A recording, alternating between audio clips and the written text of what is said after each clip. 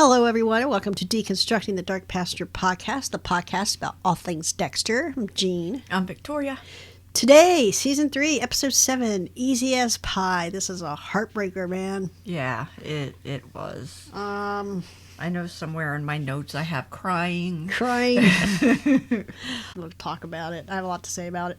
We open up with Dexter having a dream that Miguel is basically walking in on him in the middle of his body disposal process. Cutting up a body, and here comes Miguel. And he tries to give him a puke bag, And Miguel's like, no, I'm fine. I'm good. Dexter wakes up at the start, and Rita is just chilling next to him. She's doing her wedding planning. Yep, looking at a wedding book. So Rita, okay, it's been a while since I've had one, but for years and years and years, I had a dream of showing up to exams, like college and graduate schools. Showing up to the exams, and I had registered for the class, and I knew I registered for the class, but I had never gone to the class. And I'd show up for the exam, like, oh no. So that was my big recurring terrible dream. Rita's is very strange. It is showing up to school bottomless, meaning she has no pants and underwear. I'm guessing. But she's got, her top is covered, I guess. I'm guessing. Is the way she said it, that was my guess. And I guess I'm abnormal. I've never had those dreams. I used to have really weird ones when I was younger, like really weird. Yeah, really I think weird. the weirdest dream I ever had was the hot dog chasing me down the road. That's a really weird one. I love hot dogs. And I got chased by a hot dog, but I mean, yeah, I never had the showing up somewhere with no clothes on or... No bottoms. I mean, it's not even... It's just no bottoms. Yeah. That's so weird. So they're going over the guest list for the wedding, and he's like, Deb. That's it. That's my list. Yeah, that's his list, is Deb. How about your other friends, like Miguel, for example? Angel, Vince. And I want to talk about this because as this wedding situation goes on, Dexter's end of it, the imbalance of his and Angel's relationship.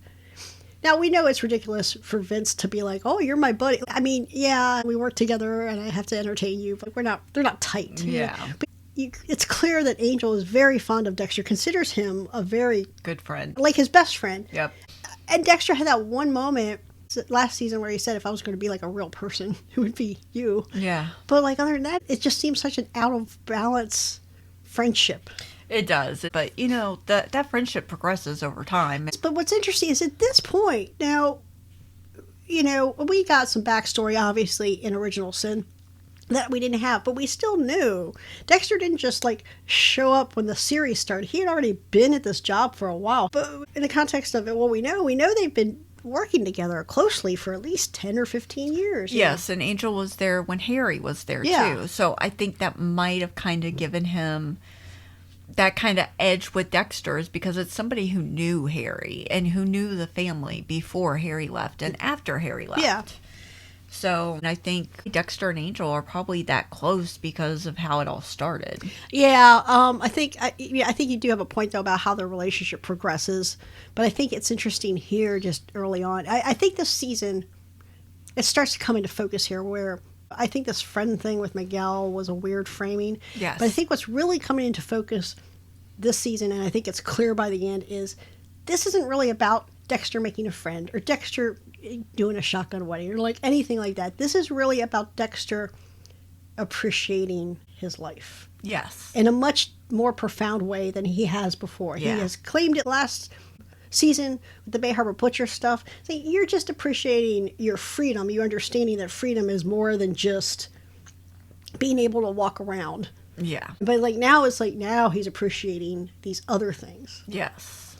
I agree. Yeah. Because, he could have got caught for the Bay Harbor Butcher and it would have been over. It would have been over. After this stuff with Rita, he goes to see Camilla.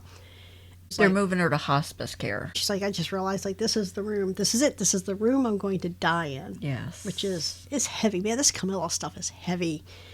It's sad. I feel like, I don't know. I feel like it needed more time. I don't know what they would have done with more time. I feel like there was more to this that we needed. We needed more. This was more important. This was just like last season where he killed the man that killed his mother. I feel like maybe we didn't need it the whole season, but we needed more of it. We needed more with this Camilla stuff. And I mean, she gives us some more before she passes, but it's sad that she did pass. And I mean, I'm sure there's a lot more they could have given her to do. Margot Martindale's an amazing actor. So, I mean, there's probably more they could have done with that, but I think what they did with her was amazing. I think what they did with her was great. It's just, I guess maybe that's the price you pay for a really well done, well acted, well written storyline, is that you want more, but how do I get that? Right. How do you get it without ruining what was great about it? You know? Exactly. We did get some pictures of little Dex with Camilla and Harry. And through all the years, too. Yeah. She had a shoebox full of pictures she wanted him to have. It's interesting because some you can tell are like the actors that they have used for younger Dexter, and some you can tell are actually younger Michael C. Hall photoshopped into a picture of with James Remar, you know? Yeah. So she's doing this thing where she's like, at least she gets to see Jean, you know. But she's trusting Dexter to make sure that her funeral plans, everything gets to the lawyer. Yeah, she's planned everything out. Everything's paid for. All he has to do is go to her lawyer and I think tell the pastor or something. I mean, this though, you know, and as much as she's got everything planned out, which I'm sure, because he was impressed by, like, wow, I thought I was on it. Yeah, he's like, you are together.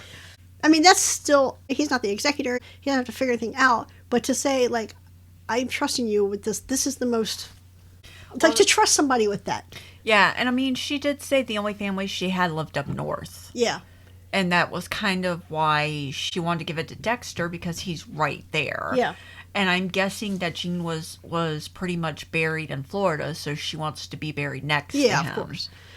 So that it kind of made sense, but it's a big thing to entrust somebody to.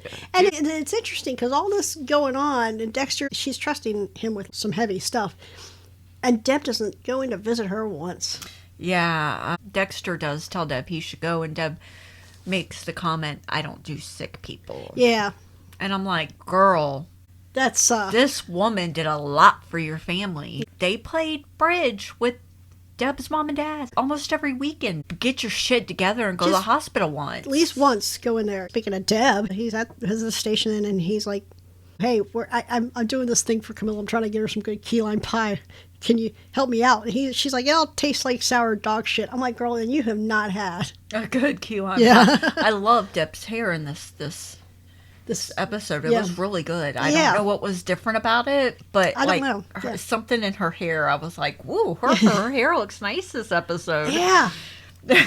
They started doing her dirty with her hair later seasons. Yeah, they do. It looks good this season. Looks good in this episode, yeah. And so anyway, Miguel is there at the station with Ramon. Deb and Quinn had picked up Ramon torturing somebody. Yeah, on the last episode. So the deal is going to be basically he gets early retirement. I'm like, some people get early retirement just because they're a little old or something. Yeah, and Ramon's fighting it. He's like, no, I'm not going to do it. Miguel's like, this is your best bet.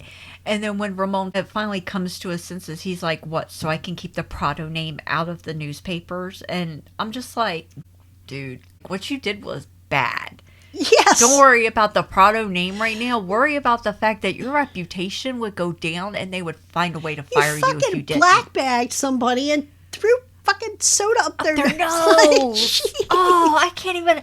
Like, when I sneeze and soda comes out my nose, hasn't happened in a long time, thank God. It burns. I can only imagine what spraying it up somebody's nose feels like. It is terrible. Yeah. I mean, you're getting it all up into your sinuses. Oh my God. Yeah. Yeah. Like, I can't even. Yeah. It's disgusting. Yeah, just take your retirement, man. Yeah, take your retirement. This is too much pressure for Miguel. We find out more details about this towards the end of the season, but it's very clear that for all my abusive father and my rough childhood, he has encountered very little resistance in his life. Yes. And now he's getting a little bit of pushback on this Chicky Hines stuff, and Ellen Wolf just doing her job, and Maria just doing her job, and he's taking it all very personally. Very. Yeah. So he wants to go to the driving range with Dexter. You kind of wonder if there's a head involved there. Yeah. Vince is vaguely jealous because Dexter is friends with the ADA. He's like, oh, you're getting close to the ADA now? Yeah. Yeah. settle down, Vince, because they're having a meeting about the Skinner case. Dexter is still worried about his invitation, because Rita is just constantly like, do you have your list yet? You have your list. And Dexter's looking around the meeting like, should I invite Quinn? He's so tan. Yeah, and he puts Quinn on his little notepad with a question mark next to it. I'm just like, really? I mean, I wonder if Dokes had still been alive. I wonder if he would have invited Dokes. Dokes would have been like, nah, motherfucker, I'm not coming to your crazy wedding. It's weird because I didn't see Maria on his list. That's weird, yeah. That is weird. But she eventually got to the list. Yeah, right? She ends up on it. Yeah. But anyway. So Angel, his proposition is they're going to use Anton as bait. In the meantime, they've gotten a call from Wendell's mother. She wants to talk to Deb and Quinn. So they go over there. Okay, there's palm fronds everywhere, right? Mm-hmm. So put a pin in that. But they make a point of Deb kicking these palm fronds out of the way. Like, what's this fucking mess, Yeah. Wendell's mother had found Deb's card and Wendell's shorts, the shorts that he gotten murdered in. Yes. And she's justifiably losing her mind at Deb. Yes. So I told you to leave him alone, and you didn't, and this is your fault. You brought that killer to my house. He killed my only baby. I mean, realistically, with the people that Freebo was involved with, and Wendell, even though Wendell was just a kid, this was probably going to happen eventually. The Skinner was going to get to him whether Deb did or not, yeah. But still, they probably didn't take the precautions they should have. We had this problem earlier with the little Chino going after a kid. Yeah. But Deb is not taking this well. She is taking on all this guilt. And I still keep going back to Dexter is not owning his part in this situation. He really is. This is all his fault. This is not Deb's fault. Deb's just doing her job, Yeah. And meanwhile, Dexter's like, well, but I got friends to make. They go to a crime scene. This is where we were introduced to this guy, Albert Chung. I have a question about this crime scene. It's this girl that was murdered, college girl. She was at her parents' house, and she was murdered there. This house looks familiar. Is this the house in Original Sin? That first big crime scene where the whole family was killed? I think so. I thought that too. Okay. I was looking at the staircase and stuff because it definitely looked real familiar. Yeah, I think it was. Yeah. But anyway, so they believe it was Albert Chung because there's not footprints or shoe prints, there's sock prints, right? Okay, so they figure it's Albert Chung because Fitz does, because the way she was killed and like the whole MO. But he's like, this is awesome, Albert fucking Chung, because the sock prints, who takes off their shoes to go kill somebody? And then he's like, well, he's Asian. That's our thing. It's a cliche. And he's like, this makes us all look bad. Okay, all right. Yeah, he's like, fucking Chung. Albert Chung. So Dexter and Miguel are out at the driving range, and Miguel's like, fucking Albert Chung. Yeah. Albert Chung. And he is convinced that Albert Chung will walk again. So he wants to handle it with Dexter because Albert Chung, his attorney, is Ellen Wolf. And he's like, we don't need to worry about Albert Chung. We need to handle the root of the problem, which is Ellen Wolf, who is getting all these killers off. Yeah. And Dexter's like, but she's never killed anybody. She's just doing her job. Yeah. And, he's like, well, I'll keep an open mind. Okay. Dexter goes back to Camilla. She is furious. She's like this, fuck this food. I'm not eating this shit. Whoa. Come to find out, she'd gotten bad news. She says it was bad news from the doctor. And Dex says, she's like, the tumor's growing. And she's like, no, it's slowing. It's slowing down. And the doctor gave her another month. I mean, and I wonder about something like this where it's like, he gives her another month. He's not pretending that you have any hope of beating this. And she's in pain. Every breath she takes is terrible. Yeah. So I understand where she's like, God, not really. I had all my shit in order. But Dexter does have key lime pie for her. And this is where she tells Dexter that Jean had asked, okay, we have our other podcast where we talk about the show Evil, and I feel like this would have been a great conversation to work into that show somewhere, because Camille confesses that Jean had wanted her to help him end his life. Yes. And she's like, I can't, because they're Catholic. It's a mortal sin, so I can't do that. And I can't commit suicide either because that's also a mortal sin. Yeah, Catholics. she looks at Dexter and she's like, but Catholic. You're not Catholic. And he's like, well, no, but I have a code. And she's like, oh, yeah, Harry taught you right. She's basically begging him, like, yeah, okay, I get all that, but please, Yeah. I wonder what they would have made if this ever came up on Evil. I wonder what they would have made of this conversation, because this is like, okay, so as a person who's raised Catholic, I know that suicide's a mortal sin, but you're just outsourcing your fucking sins here. Because she told him that Harry raised you right. Please help me. You're strong. Just think about it. I'm not unsympathetic to her or anything else. I'm not like judging her desires here. Yeah. I think the logic is ridiculous. Yeah. It's a sad situation. It's a bad situation. And it's like you're asking Dexter to do something that, well, who did it for Gene? He had to sit there and suffer. Yeah. I also know you could have gone to confession. If we're going to play these games where we're thinking about the moral weight in this really kind of mathematical equation, where you say, okay, well, I'll give my husband this mercy, and then I'll go to confession. Or was the problem that you knew you wouldn't really feel guilty because you understood that it was mercy and not really a sin, so then you wouldn't be forgiven for the sin you didn't. You start playing these games. Yeah. Anyway, like I said, I'm not judging her, but I'm just saying you start getting into these logic tricks that don't really make a lot of sense. So Dexter's like, Camilla is an innocent person, and it's a dangerous precedent, just like this Ellen Wolf thing. Yep. Right? But I will look into her. But you can already tell, unless something wild comes up, he's not going to be convinced, Yeah. Rita's still nagging him about, I need the list. Okay. Syl, all right. She's confiding with Rita that her and Miguel are having some marital problems. He's out at all hours. He's being very secretive. He's saying he's with Dexter. And Rita's like, well, yeah, I went through this with Dexter too. It's fine. And she's like, well, what was Dexter doing? And Rita's like, I shouldn't have said anything because he was doing drugs and having an affair. Okay. I love Syl's reaction. I know. She's like Dexter? Like, wait, this Dexter? Like, yeah, girl. Yeah. And she's like, if Dexter will do stuff like that, there's what the hope for Miguel not doing it. Of course. Back at the station, we get to find out that Batista as a child was called Fatista, like Fatista. Like when he was a kid, yeah, how he'd get picked on. Which was hilarious. But Gianna, she's like, I had a nickname too. He's like, you can't be as bad as Fatista. And she's like, Gianna. That's pretty funny. Yeah. That's pretty terrible. So anyway, Ellen has to come in because they're going to negotiate Albert Chung's surrender. Her and Maria have a little talk beforehand. I feel like Maria already had this revelation that she is too close to the Prados. Yeah. So she's just having this revelation again. But so Ellen's like, look, you don't even know the half of it, girl. There is jury tampering and missing evidence, and I don't have any proof of it, but I'm working on it. This is where I started having questions about the handling of this wedding subplot, because they're talking, Vince and Angel are talking like, who's going to be his best man? Who's going to be the best man for Dexter? I'm like, okay. So I know how this ends, but immediately, if you had asked this at any other point in the series, the answer without a blink would have been Angel. Yeah.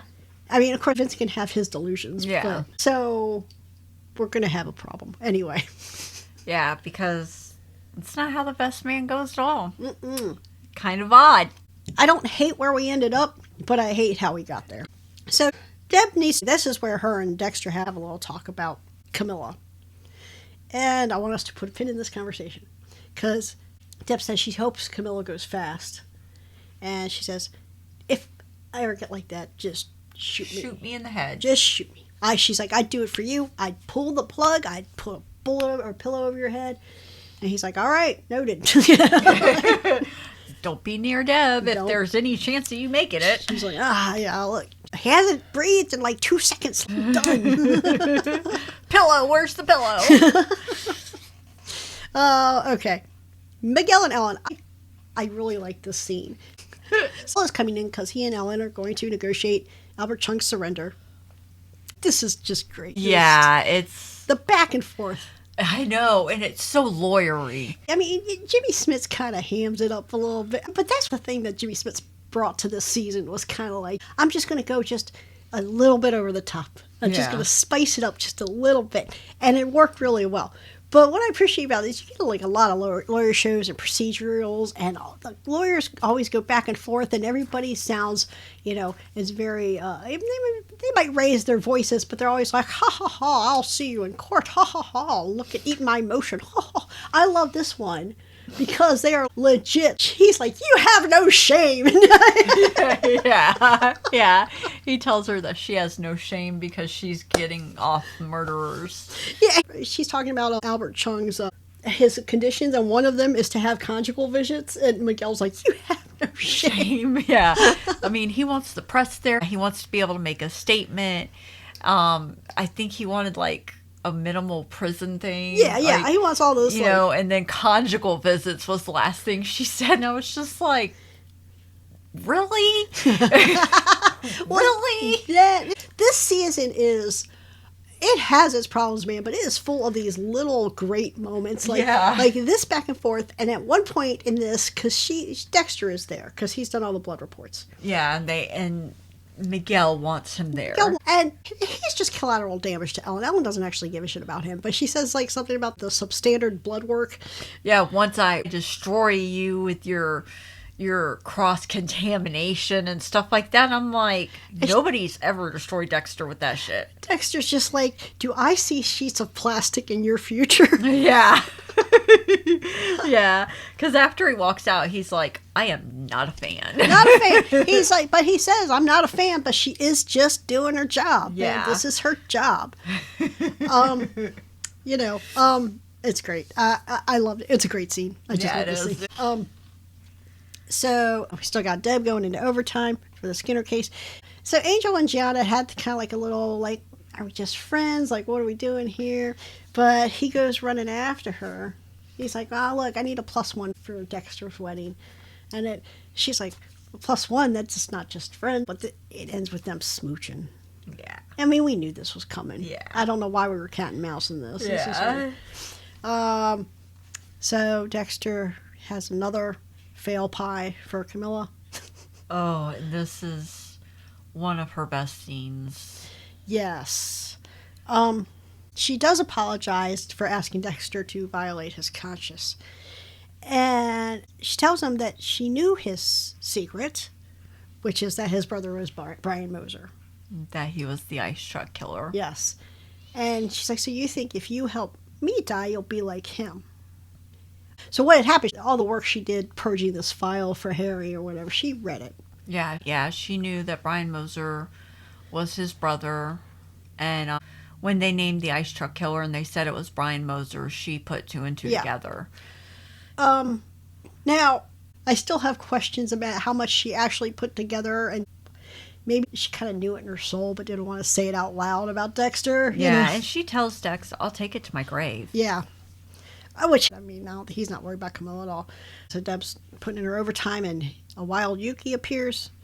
And Yuki's like, no, I was not fucking around with Joey Quinn. Like, that's not what was happening. Yeah, she's trying to say she's married with kids, but, I mean, as mean and she's fine. pushy as she is. Ugh. It's fine. I mean, I guess they just wanted to throw some shade on Joey, but I don't know if this whole IA story ever really clicked. Yeah, I don't know if it did either. Yeah, there's other ways to throw shade on Joey. Yeah, I mean, she had plenty of reasons to mistrust him. Like, he had a Patek Philippe or something, and the car and all that, but I don't know.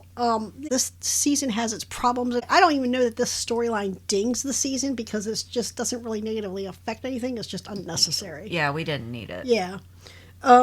Dexter and Rita are hanging out with Miguel, and Miguel is falling apart. He's a little bit of pressure, a little bit of pushback, and he's just falling apart. Still drops a plate, and he just... It was a glass of wine, I think. A glass of wine, drops something, and he's like, we just got the floor re-stained. What are you doing, Yeah. He freaks out. And Syl is like, I don't even want to be alone with them anymore. Yeah. Which is terrifying. But Rita gets them out. She's like, take the kids to go put on a movie, and y'all wait out there while we make dessert. Yeah. But the night does not go smoothly because Dexter then breaks the news to Miguel that he's not doing this Ellen Wolf thing. Yes, she is responsible for murderers getting off, but she has also gotten off people that were innocent that were getting railroaded. Yeah, and Miguel just goes crazy. He's like, she wants control. It's personal. She's fucking with my life. Yeah, whatever is wrong with Dexter, Miguel is clearly a narcissist. Yeah. So Dexter's like, okay, you know what? I think we're going to leave. Yep. We got a lot to do in the morning. We're going. When Rita and Dexter get home, why did Rita put her shoes on the counter? Oh, she put him on the stool. I thought I saw him pick him up off the counter. Off the stool that he was going to sit on and put him on the next stool over. Thank you. Because I was like, oh no, why are they on the counter? Your children eat their pancakes off that counter. Oh, yes. Nothing on counters. I mean, not shoes that have been on the ground I know. on which people have urinated and defecated and vomited and who knows what else. Okay, I was just going for walked on, but thank you for adding 3 new things for me to think about. So yeah, we're all pretty sure that Dexter and Miguel are no longer friends. And then Dexter shows up at work and Angel's like, can I still be a +1? Aw, my lady's gonna be my +1. And Deb's up all night. Deb's been up all night. Oh, Vince is looking at this picture of Albert Chung that's on the front page of the newspapers, and Dexter's like, he kind of looks like you. And Vince is like, that is racism, man. That is not cool. But then they show a picture of Albert Chung, like, oh yeah, they look a lot alike. Yeah, they show the picture of Albert Chung, and then they like go back up to Vince's face, and you're like, oh. Yeah, Vince is like, okay, yeah, fair. Yeah. I think it's the glasses and the baldness as well.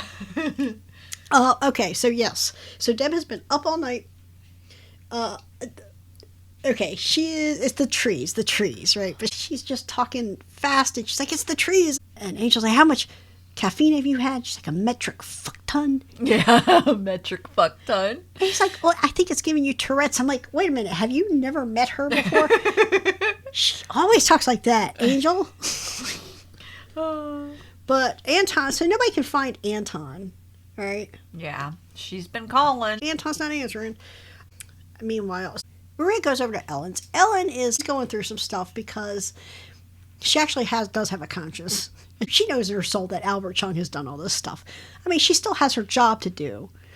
But she understands if he goes kill somebody again, and she could have gotten him to come in, and she doesn't because she's playing these games that don't even make sense, she's going to feel bad. Yeah. So her and Maria hatched this plan, like, get him to come over here, because her house is her office. She works in her home office. Yep. So you get him to come, you're going to meet with his lawyer, and then somebody tips off the cops, and they show up and take them. Yeah.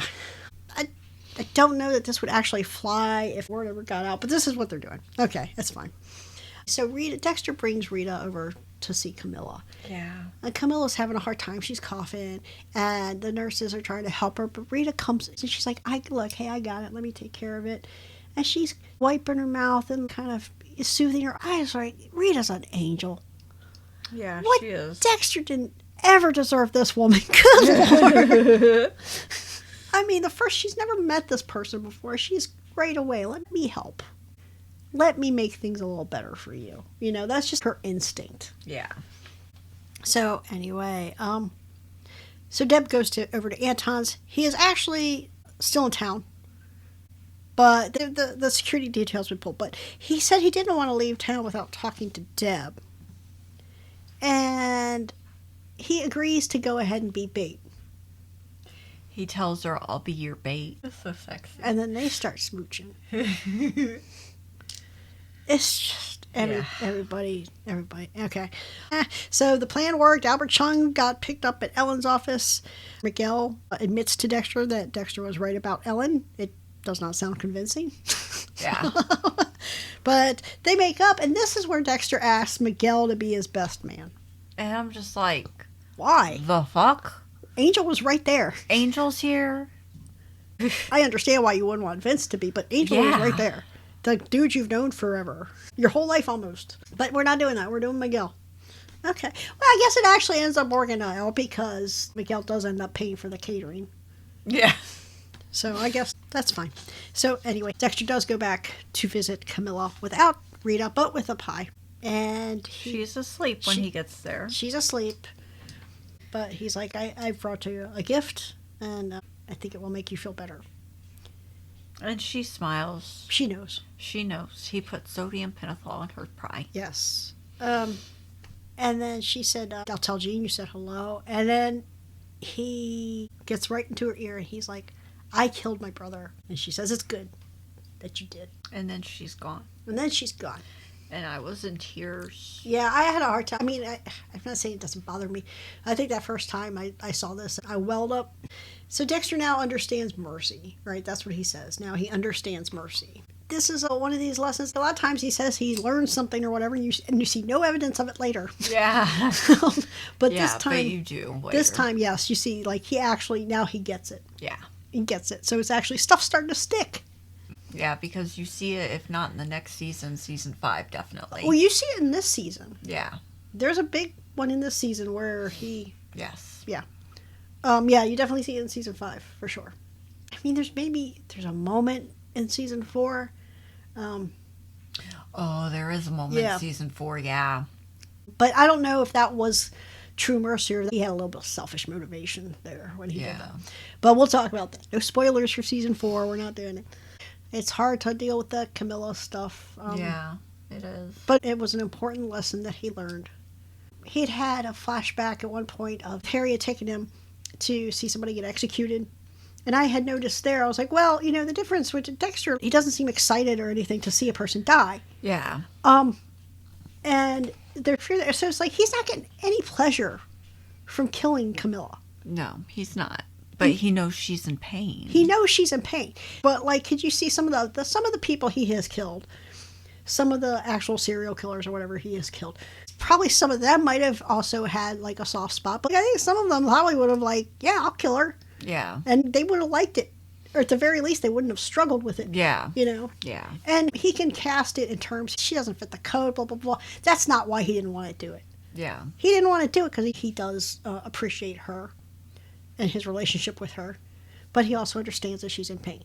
Yes. This is a big thing. Most people... And plus, he watched Doris die from cancer, He watched his mother die, yeah. But we got to deal with the fact that we got this guy who is molded to be a serial killer, but he's acting in ways that, like many people who seem to have fully developed emotions and stuff, could not behave. Yeah. Most people could not do what he did with Camilla, even if it is the merciful thing. You know? Yeah. Just most people couldn't, because it is like, I'm not kind of helping you kill yourself. I'm actively... I'm killing you. Yeah. Yeah. I don't know. It's a good episode. We get this great scene with Ellen and Miguel. We get this great scene with Miguel and Dexter at the driving range. We get this great stuff with Camilla. These exchanges with Deb and Dexter about Camilla. Yes. Now, I want us to remember this because I think in the next episode... I'm not saying it's a bad episode, but I think in the next episode or the next 2 episodes, we start getting a couple of these very infamous scenes. But I think it speaks to how solid this season is that even though we get these very infamous, in a bad way, scenes, it takes nothing away from the season. Yeah. It doesn't. Yeah. I can say, okay, here's that funny scene that everybody's going to laugh at. But then we get right back into the show and it's not distracting, Yeah. How about you? What do you think? I like this episode. It's sad that Camilla dies. Yeah. I just have a soft spot for her anyway. But I like how it's progressing. I mean, we're getting down to the nitty gritty now. The Anton Deb thing, we saw it coming. The Angel thing, we saw it coming. You can't hide the love there, Yeah. I mean, Angel's just too great. The way he was like trying to be all sensitive. That was good. But I like the way the season's panning out. Like I said, there's a lot more to come. We've got 5 more episodes to go for the season, and it's really coming together. And I love the fact that Dexter's trying to help Rita with the wedding. I think it's funny because Rita's all over the place because of the pregnancy. Yeah. She is just losing her mind. I mean, Dexter is there at times and he's like... I don't even know what's happening. Yeah. I mean, I think he's just staying out of the house and away from her more right now. Yeah. But yeah, I enjoyed this episode and yeah. coming along. It is coming along. This season, okay, so I mean, I always say, if we're going to say season 1 was the perfect season of Dexter, right? Pacing, the story itself, the acting, everything was on point. Perfect. This is the perfect archetypical Dexter season. So I think 2 compares unfavorably because there was too much going on. The pacing was off because they had so much going on. Things were imbalanced. There's a lot that did not need to be happening. This season, it seems like there's a lot going on, but it all kind of fits in. It's not quite as tight and smooth as the first season, but the pacing is much better. Yes, it is. Than last season. It is. It is, because we don't have a bunch of every little crevice is stuffed with something. Yeah. So, yeah. Yeah, I mean, we're doing some weird 2-steps with Maria, but, other than that, this is vast improvement. We got to really have an honest conversation. If we're going to say that seasons 1 through 5 are the golden era of Dexter, or at least seasons 1 through 4, we got to really look at season 2, be honest with ourselves, and say, look, when you watch it back to back with those other seasons, it's like, oh yeah, season 2 was not. The season's not perfect, and we'll talk about it, but this episode was pretty good. So yeah, it was. So until next week, which we'll be discussing episode 8. If you want to join us for our other podcasts, we do The Final Assessment, which is a podcast, as we mentioned earlier, podcast about the television show Evil. And we have the Outside Food and Drink, which is our movie podcast, and we do a wide array of movies. And we'll have the schedule and past episodes and everything else be up on our website. We'll have the links for the website and our email if you want to drop us a line that way, or our socials if you want to follow us on our socials and drop us a line that way. If you think that season 2 was the best season of Dexter, boy, I would definitely love to get into it with you. She would, trust me. But anything, if you agree, disagree, whatever, man, just like Dexter and you like this podcast, great. Just somebody want to talk to me about Deb's hair. Let's talk about Deb's hair. Let's do it. Let's talk about Joey's tan. Whatever. Anyway, until next week, we talk about episode 8. I got nothing. Later.